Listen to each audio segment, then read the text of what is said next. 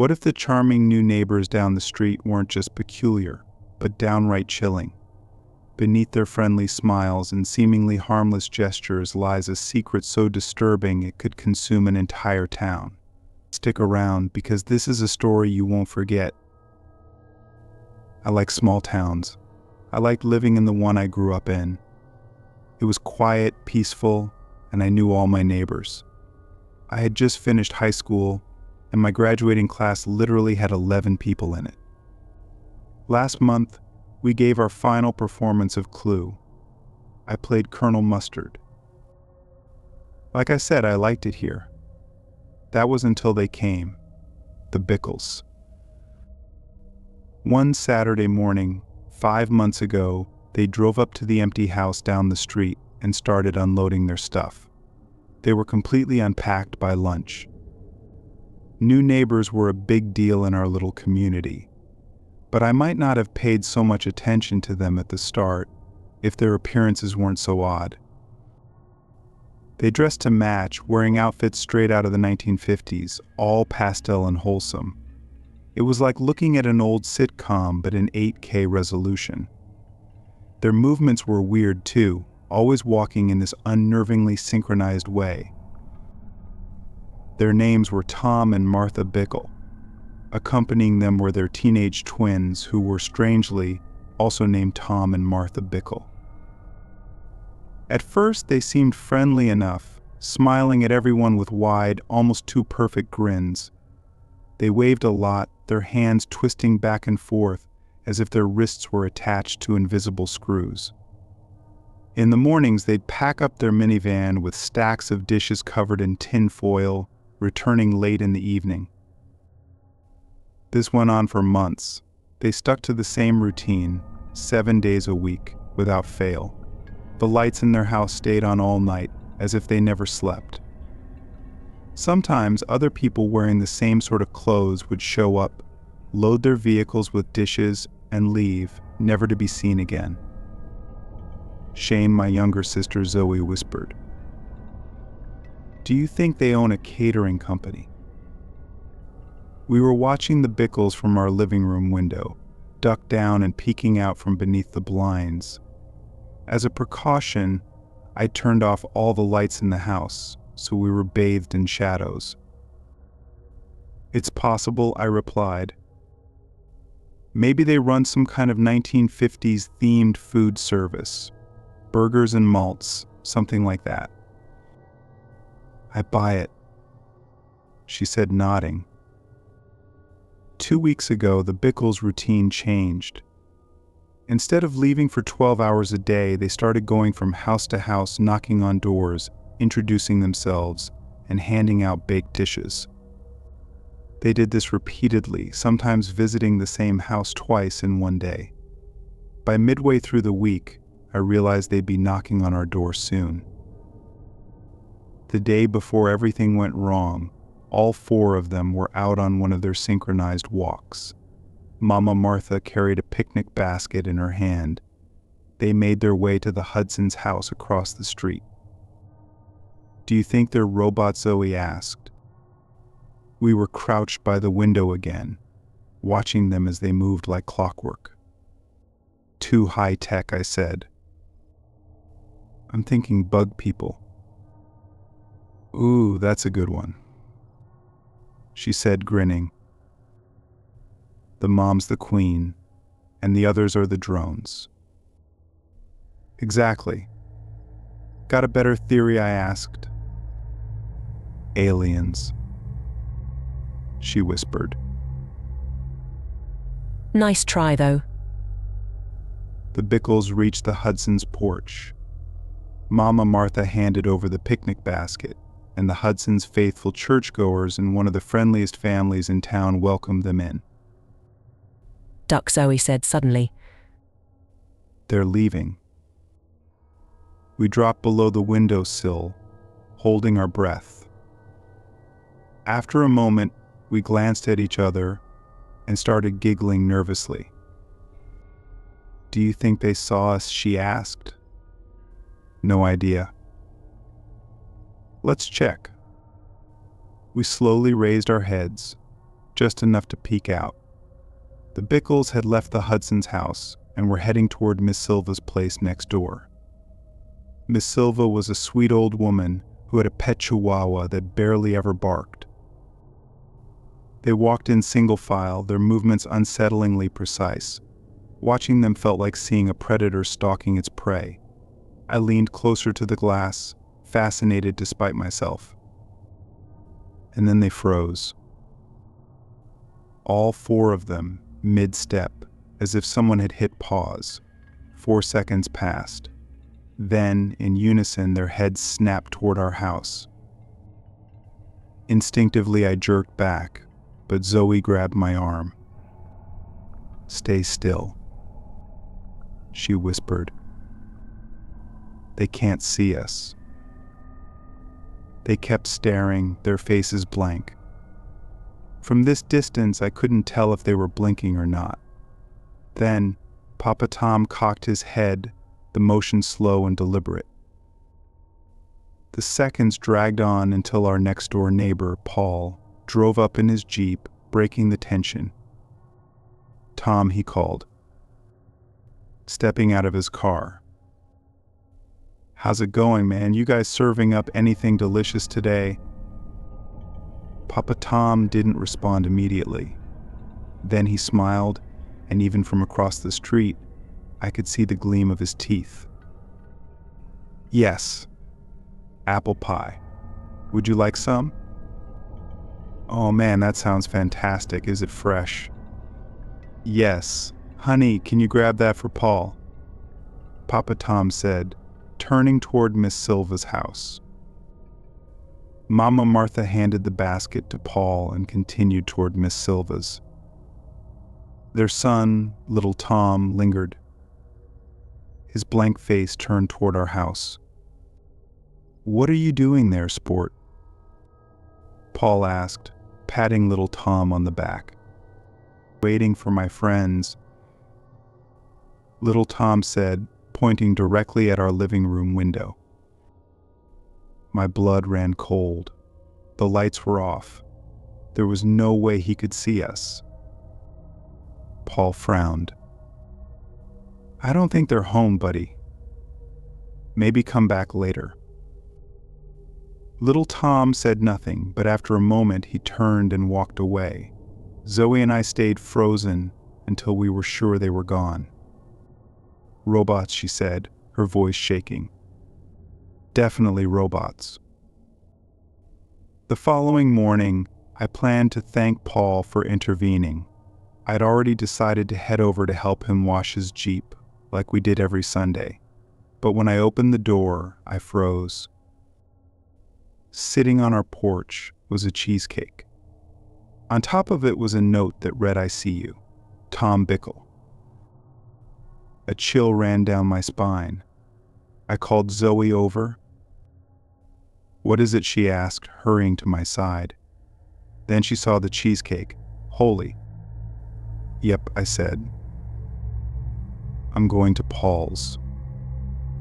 I walked to Paul's house, but something was off. His front door was wide open, and his Jeep sat idle in the driveway. My unease grew as I stepped inside. "Paul," I called, but there was no answer. The house was eerily clean, the air thick with the smell of bleach. On the dining table sat a half-eaten apple pie. I bolted out the door and called the police. 20 minutes later, they arrived, taking my statement and assuring me they'd investigate. But when I went next door to check on Miss Silva, I found the same thing: a spotless house, a faint bleach smell, and a casserole dish missing one serving. By nightfall, I was back home watching the Pickles' house through binoculars. Their porch light was on, but the rest of the house was dark. Zoe sat beside me, visibly shaken. "Shane," she whispered. "Faith." The Hudson's daughter just screamed. Before I could respond, our front door burst open, and little Tom stood there, his blank face inches from mine. I stumbled back, fear surging through me. Little Tom's expression remained unreadable as he took a step forward. Behind him, I saw Mama Martha and Papa Tom standing in the doorway, their faces painted with those eerie, too wide grins. "You've been very curious," Mama Martha said, her voice calm yet chilling. "Curiosity can be dangerous. What do you want from us?" I managed to choke out, my voice trembling. Papa Tom stepped inside, closing the door behind him. "To share. Sharing is what makes a community strong," he said, his tone eerily soothing. Zoe grabbed my arm, her grip tight. "Shane," she whispered, "we have to run." But there was nowhere to go. The Pickles moved as one, cornering us. Little Martha appeared from the shadows, her limp exaggerated, a casserole dish in her hands. "Eat," she said, her voice robotic. "It's rude to refuse a gift." The smell of bleach filled the air as they surrounded us, their eyes gleaming with something inhuman. My heart pounded as I realized there was no escaping this. The Pickles weren't just strange neighbors. They were something far worse. And we had been invited to dinner.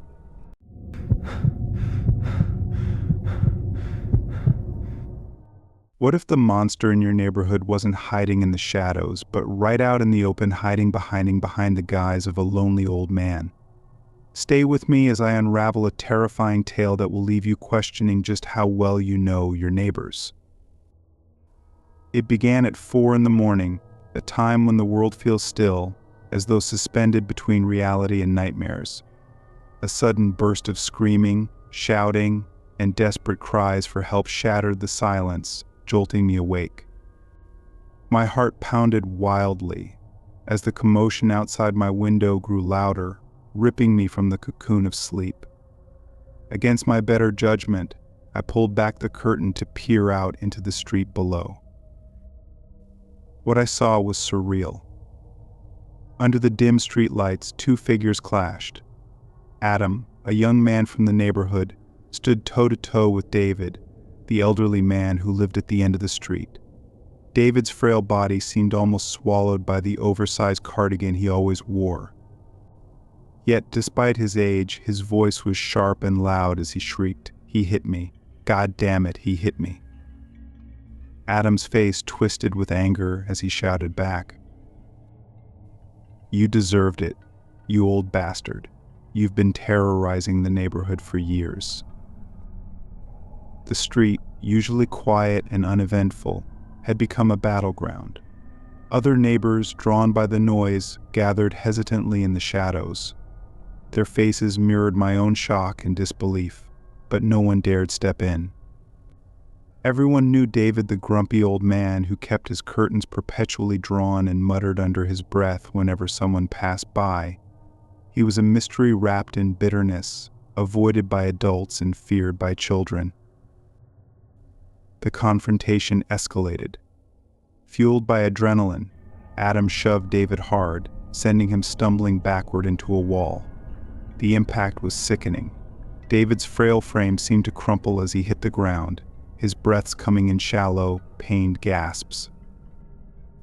Before anyone could intervene, police sirens cut through the chaos, their flashing lights painting the scene in ominous reds and blues. Officers arrived and quickly separated the two, though Adam's rage hadn't yet cooled. He shouted incoherently as they restrained him, while David lay motionless, his face swollen and bloodied beyond recognition. It was a sight I couldn't shake, even as the police whisked both men away in separate vans. The neighbors murmured among themselves, speculating about what had led to the fight. Adam, young and impassioned, had stood up to the neighborhood bully. But was that all there was to it? The answer came days later when the police conducted a search of David's house. The news spread like wildfire. A body had been found buried in his backyard. a body that had been there for years. The whispers became deafening. Who was the victim? How had no one noticed? And most chillingly, what kind of man had been living among us all these years? Forensic teams worked tirelessly to piece together the story. The remains belonged to a young man who had gone missing over a decade ago, someone no one in our neighborhood had ever met. The discovery turned our quiet street into a media circus. Reporters swarmed, eager to unravel the enigma of David, the recluse who had hidden a horrifying secret in plain sight. As details emerged, the picture grew darker. David's grumpiness wasn't just the eccentricity of an old man.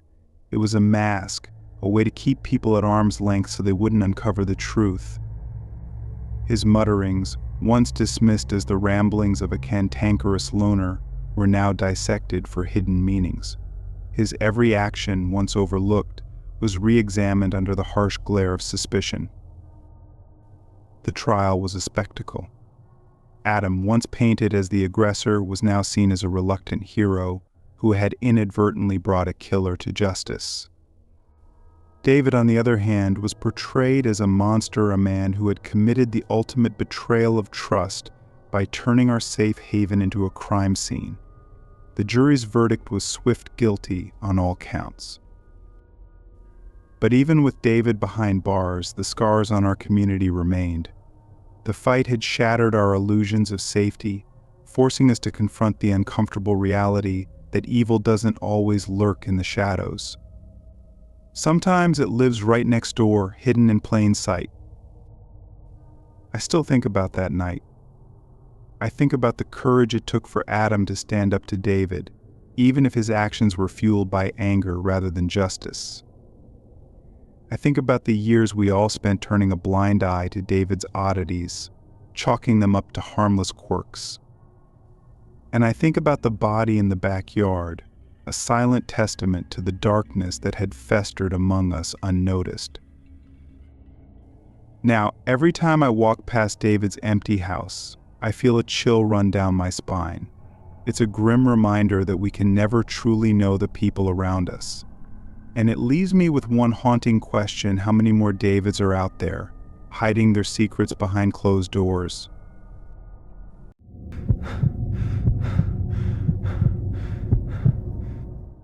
What would you do if the nightmare you never thought could happen became your reality? A neighbor's sinister obsession turns an ordinary street into a haunting mystery. Stay with me as we uncover the chilling truth behind a horrific encounter that will make you think twice about where you live. My neighbor was always an odd figure, the kind of person you notice because of how deliberately they try not to be noticed. We called him Grumps, a name my kids came up with, though it suited him perfectly. His disheveled appearance and constant muttering set him apart, but it wasn't until his wife passed away that his behavior took a dark turn. At first, it was just small things. He stopped speaking to anyone and would sit for hours in a rotting wooden chair on his front porch, staring out with a blank, unsettling gaze. He seemed harmless, albeit creepy, until he started photographing anyone who came near his property. The click of his old camera, a bulky model from the 1990s, became a regular, unnerving sound on our street. I quickly established rules for my children: no playing in the front yard, no lingering near Grumps' house, and no speaking to him under any circumstances. It felt drastic, but the way he lingered on the edge of his porch, watching, made my skin crawl. Even my husband, who usually dismissed my worries, started avoiding the front yard, leaving it to me to monitor from inside the house. Everything changed the day my daughters had their friends over. 4 girls, aged 8 to 10, were running around in the backyard, laughing and playing. I was watching them from the kitchen window when I saw Grumps shuffle out of his house. My stomach dropped. He never left his property unless he had to, and he always moved slowly, his cane barely supporting his frail frame. But this time, he seemed energized, his eyes gleaming with a disturbing intent as he made his way down the sidewalk toward my house. My fight-or-flight instincts kicked in.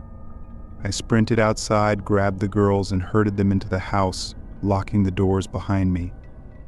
Grumps stopped at the edge of my yard, his bony hand resting on his cane. And then he did it. He reached down, fumbling awkwardly at his pants. I won't go into detail, but the sight made me gag, and I immediately called the police. My hands shook as I explained the situation, emphasizing that this man was a danger not just to my kids but to the entire neighborhood. When the officers finally arrived nearly 3 hours later, Grumps had retreated back to his porch, his face blank and unbothered. The police questioned him briefly, but since he hadn't technically stepped onto my property, they said there was little they could do. He's not breaking any laws, they told me dismissively. I was furious and helpless. The next few weeks were quiet. Grumps didn't leave his house again, but the unease lingered. I couldn't shake the feeling that something terrible was brewing. My husband, frustrated by the lack of action from the police, started talking about confronting Grumps himself. I begged him not to. The man might have been frail, but there was a darkness in his eyes that made my blood run cold. Then it happened. One evening, as the sun set and the shadows stretched long across the street, Grumps emerged again. This time he didn't stop at the edge of his yard. He crossed the sidewalk, his cane tapping ominously against the pavement, and stepped onto our property. I screamed for my husband, who bolted out of the house just as Grumps reached our porch. The confrontation was explosive. My husband demanded to know what he wanted, why he was here. Grumps didn't respond. Instead, he pulled something from his pocket, a photograph. He handed it to my husband, who turned pale as he stared at the image. It was a picture of my daughters, taken through their bedroom window. My husband's fury erupted. He grabbed Grumps by the collar, shaking him as he shouted for an explanation. Grumps just smiled, a chilling, toothless grin, and muttered something incomprehensible. My husband let him go, shoving him back toward the street, and ordered him never to come near our house again. We called the police again, and this time they took things more seriously. They searched Grumps' house and found dozens of similar photographs, all taken without anyone's knowledge. They also found notebooks filled with disturbing writings, ramblings about purity and protecting innocence. Grumps was arrested, but the damage had been done. Our sense of safety was shattered. The neighborhood never felt the same after that. People whispered about what might have happened if we hadn't caught him when we did. I couldn't stop thinking about the photographs. How long had he been watching us? Watching my children? We installed cameras and extra locks, but it wasn't enough to erase the memory of his hollow grin or the cold, detached way he'd handed over that photograph. Even now, years later, I still feel a chill whenever I see someone sitting on a porch, staring silently at the world around them. Grumps taught me a horrifying truth sometimes: the monsters don't hide. Sometimes they live right in front of us, watching, waiting, and smiling.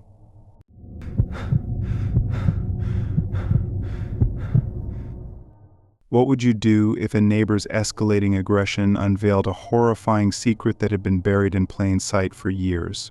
Stay with me as we unravel a tale of fear, mystery, and dark revelations lurking just beneath the surface.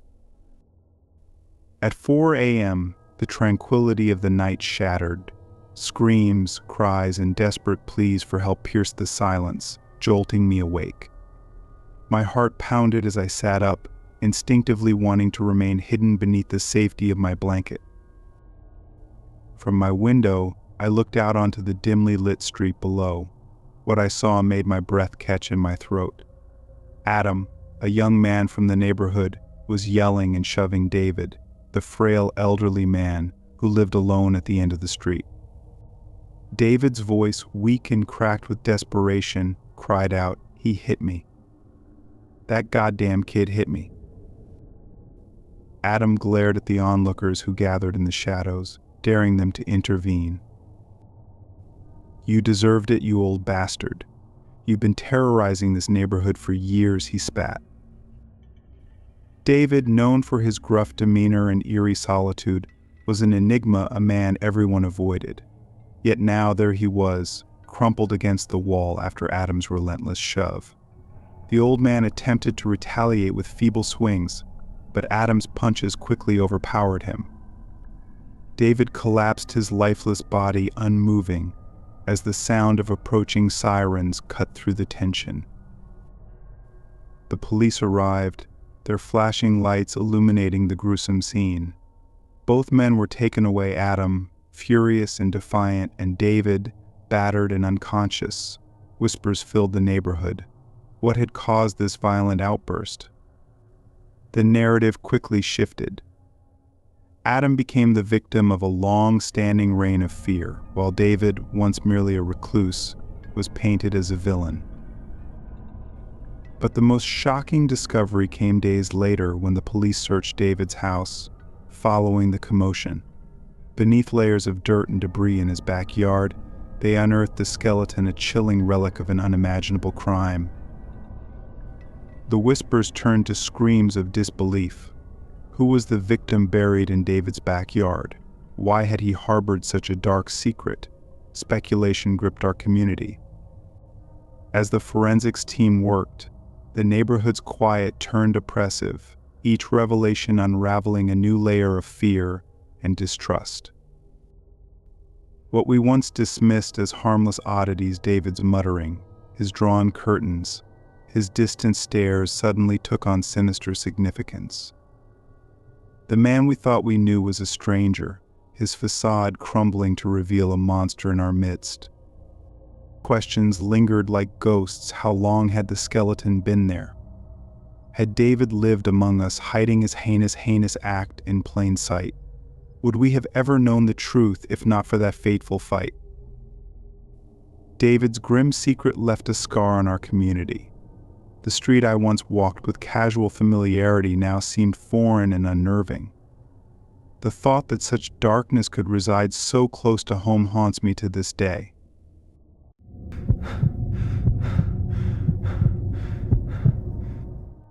What happens when the seemingly ordinary turns into an escalating nightmare? This is the chilling account of a neighbor whose unsettling behavior spiraled into a moment of terror that left a family questioning their safety. Stay tuned as we uncover the disturbing events leading to an unforgettable confrontation. My neighbor was always a nasty piece of work. We used to call him Grumps, or as my youngest two called him, Grumpy Old Grumps. Over the years, after losing his wife, he had turned into a bit of a weirdo. He barely spoke, stayed inside, and occasionally peered out of his windows. Worse yet, he developed the unnerving habit of taking photos of people walking past his yard. He would sit on his porch with an old 1990s camera, snapping pictures of anyone working on their front yards. This behavior led me to avoid the front yard altogether. My children were forbidden to play out front, and the job of cutting the grass was solely my husband's responsibility. Grumps lived 3 houses down on the other side of the street, so thankfully, our backyard remained a safe haven. Despite his unsettling nature, the police had assured us he hadn't committed any crimes, which meant we had to endure his odd behavior. But I remained vigilant, especially when it came to my 2 young daughters. One day, while my daughters were playing with their friends, 2 little girls around the same age, 8 to 10 years old, something changed. Grumps emerged from his house, something he rarely did. He shuffled down the sidewalk, walking with a cane, and his presence immediately set me on edge. My husband wasn't home, he was at work, leaving me alone with the girls. Seeing him approach, I panicked. My fight-or-flight instincts kicked in. I quickly ushered all 4 girls inside and locked the door. But what I saw next made my stomach turn. Grumps, standing just inches away from our property line, had his hand on his crotch. His face twisted into a grotesque display, and I could barely stop myself from gagging in disgust. For over an hour, he loitered near our house, occasionally peering into the windows. I called the police, but they dismissed my concerns, claiming he hadn't broken any laws. Despite their dismissive attitude, I continued to push for help, pestering them until they finally sent someone over 2.5 hours later. By then, Grumps had returned to his house. My husband arrived home shortly before the police. While he was livid about the situation, we both decided it was best to let the police handle it. The officers tried to assure us there wasn't much they could do unless Grumps trespassed or acted more overtly. They did issue a warning to him, but it was cold comfort. The incident left me shaken. I couldn't stop thinking about the what-ifs. What if I hadn't seen him approaching? What if the girls had been outside alone? The possibilities were horrifying. I resolved to always keep an eye on my children and to be ready for any situation. The following weeks were quiet. Grumps stayed inside as he usually did, and the police's warning seemed to have made an impact. However, the memory of that day still lingers, and I can't shake the feeling of unease. Deep down, I know that if he ever crosses the line again, my husband won't hold back. And while I hope it never comes to that, part of me wonders if our family will be attending Grumps' funeral sooner rather than later.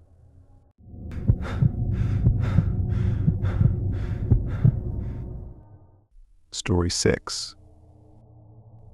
What if the harmless old man next door turned out to be someone far darker than anyone could have imagined? This is the haunting story of an elderly neighbor whose behavior took a disturbing turn, leaving a family in fear and a community forever changed. It's been 173 days since this whole Sally debacle started, minus 173 days of my wife, Alicia, turning into a total psycho, all because I dared to be nice to our new neighbor. It all started innocently enough. Sally moved in next door, a bubbly blonde with a laugh that could melt glaciers. She had an adorable little Shih Tzu, all fluffy and white, and they were always out in the yard together.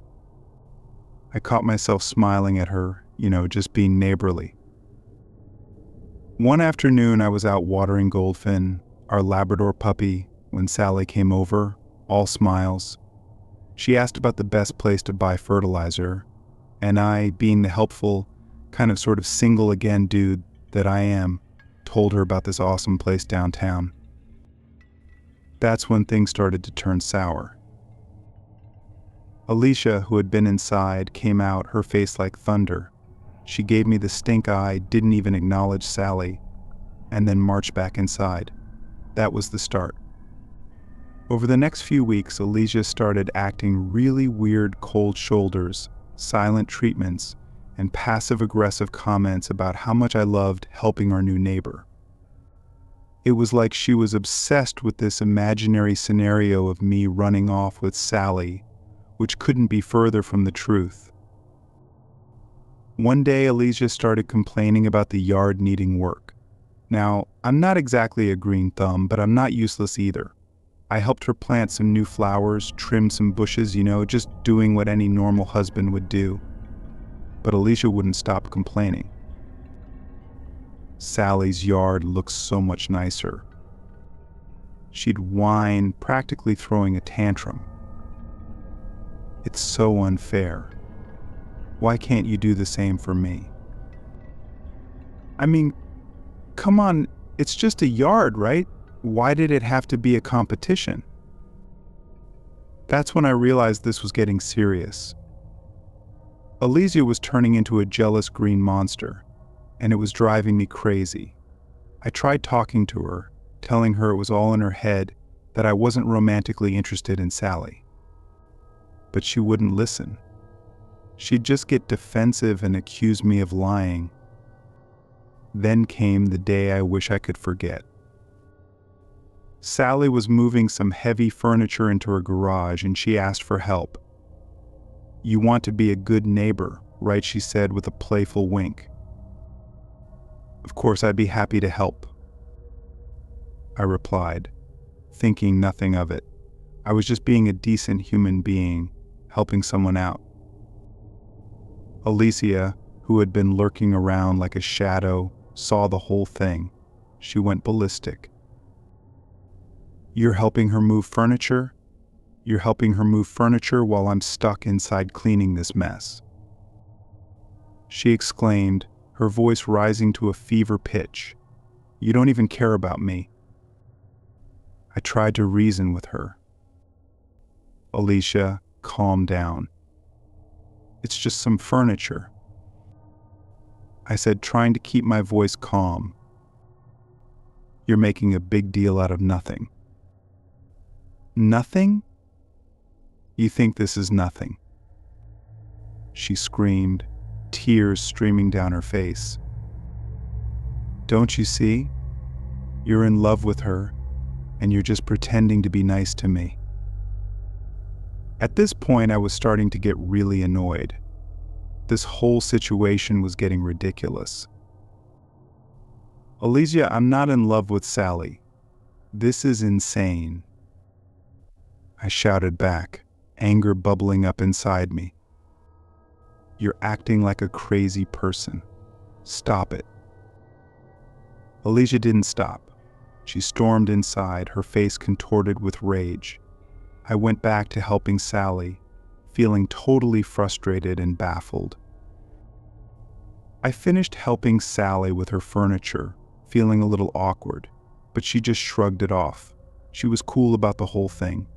I told her about Alicia's behavior, and she shook her head and said, "Wow, that's crazy. Maybe you should just talk to her about it." I was about to go back inside when I saw Alicia come out of the house, a kettle in her hand. It looked like it was filled with boiling water. Before I could react, she walked towards Sally, her eyes filled with fury. She threw the boiling water on Sally's face. Sally screamed in pain, her face red and blistering. I ran toward her, my heart racing. "Alicia, what the hell are you doing?" I yelled, grabbing her arm. Alicia shoved me away, her eyes blazing with rage. She turned to Sally, who was now sobbing, and said, "You're going to get what you deserve. You stole my husband, and now I'm going to make you pay." At that moment, everything went black. I couldn't believe what I was seeing. My wife, the woman I loved, had just attacked my innocent neighbor. The neighbors called the police, and Alicia was arrested. The paramedics took Sally to the hospital, her face severely burned. It was a disaster. The cops took Alicia away, and I stood there, watching in disbelief. I couldn't comprehend what had just happened.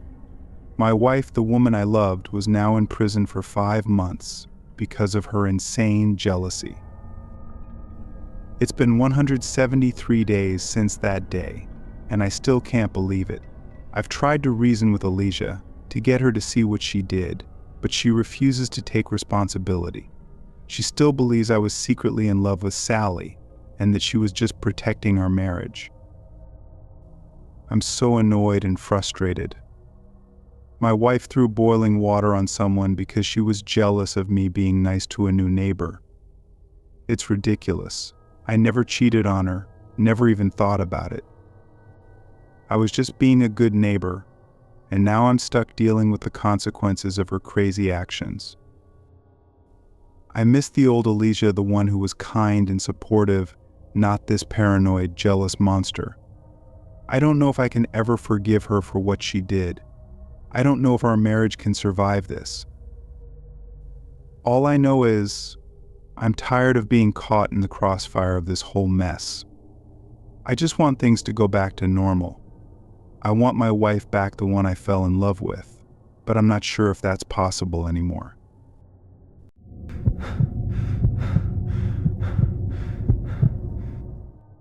What happens when an unexpected visitor in the dead of night changes the course of your life forever?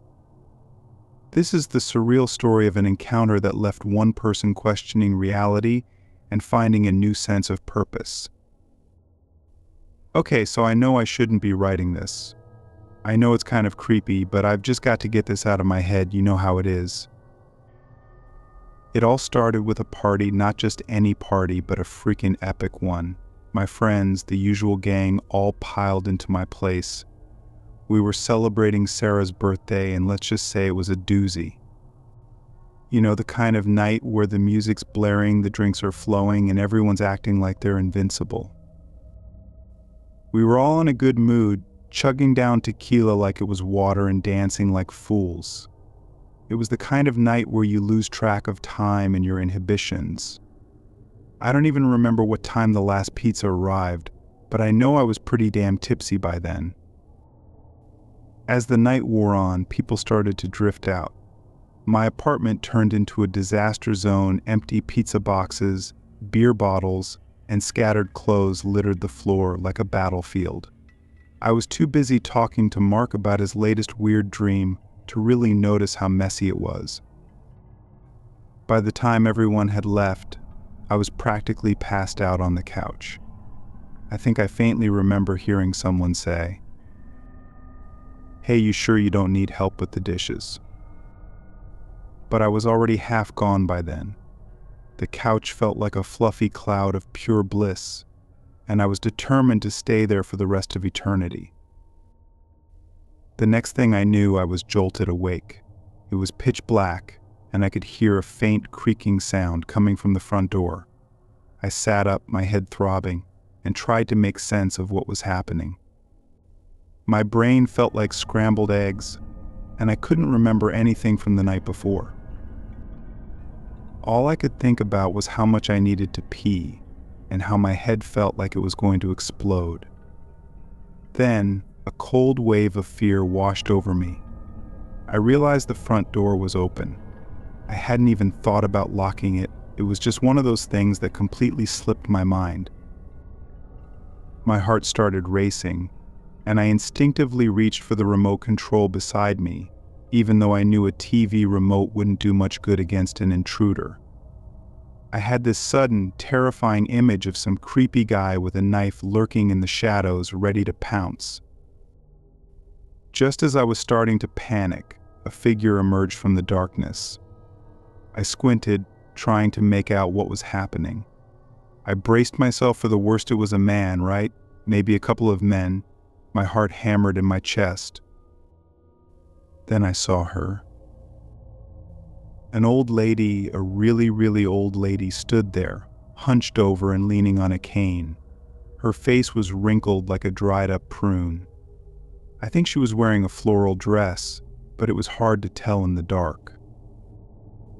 My eyes widened as I tried to process what I was seeing.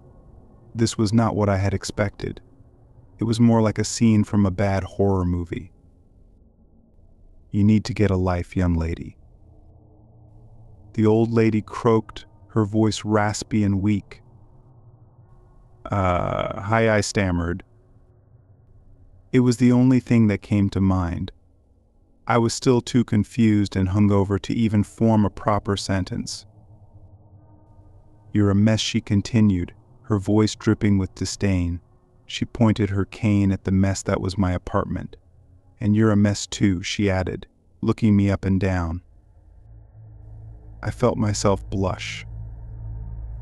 "Yeah, I know," I mumbled. Even in the dim light, my apartment was a sight to behold. It looked like a bomb had gone off. Empty pizza boxes lay scattered on the floor. Half-finished drinks littered the coffee table, and clothes, shoes, and bags were strewn everywhere. Not my finest moment. "You're too young to be wasting your life like this," the old lady said, her voice laced with a strange mixture of disappointment and pity. "You've got your whole life ahead of you, and you're wasting it on parties and junk food." I blinked, still trying to understand what was going on. Was this woman actually criticizing my party? This old lady, who looked like she could barely stand up, was scolding me for having fun. How ironic. Well, I don't know who you are. I finally managed to say, my voice trembling. But I'm sure I'm not the only one who likes to party. She snorted. I've lived long enough to see a lot of things, young lady, she rasped. And I can tell you, parties don't mean a thing. Life is about more than just having a good time. It's about making a difference. It's about leaving your mark on the world. I stared at her, speechless. This old lady, who had just walked into my apartment uninvited and unannounced, was lecturing me about life. But when I saw her eyes filled with a sorrowful wisdom, it somehow made sense. It was like she saw right through me, right into my soul. I'm leaving now, she said, turning to go. But you need to think about what I've said. Maybe you should try something new, something that matters. Before I could respond, she was gone. She walked out the door, her cane tapping against the floor. I sat there stunned. What the heck just happened?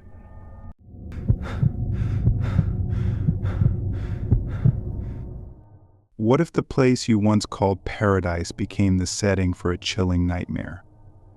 This is the eerie tale of a new home, strange neighbors, and a break-in that left one family questioning everything. Vermont. Who knew? I swear the air is just different here. There's something else I can't quite put my finger on about this place. Maybe it's the freedom. It feels like a breath of fresh air after a lifetime of city smog and endless honking horns.